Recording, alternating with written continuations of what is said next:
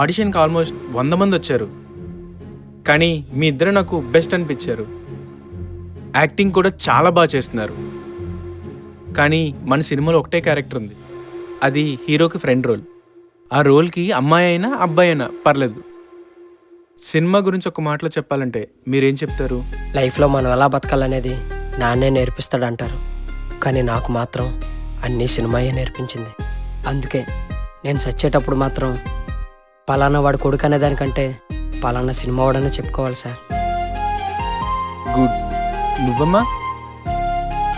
మనల్ని నవమాసాలు మోసేది కన్నతల్లైతే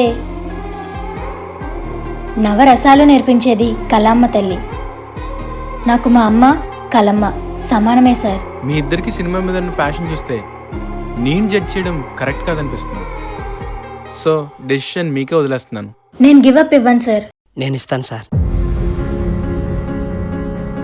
hello boss, cinema మీద మీకున్న అభిమానం మీ మాటల్లో అర్థమైంది, కానీ ఎందుకు గివప్ ఇచ్చేశారు? కళమ్మ తల్లి గురించి మీరు చెప్పిన మాట చిన్నప్పుడు మా అమ్మ నాకు చెప్తుండేది. మా అమ్మకి సినిమా అంటే చాలా ఇష్టం, కానీ అవకాశం రాలేదు. ఈ అవకాశం మీకు వచ్చిందంటే మా అమ్మకు వచ్చినట్టే. కానీ ఎలాగైనా త్వరలో నేను ఒక సినిమా చేస్తాను, అందులో ఖచ్చితంగా మీరు యాక్ట్ చేయాలి. తప్పకుండా. ఇంతకీ సినిమా పేరేంటి? మరో చిత్రం.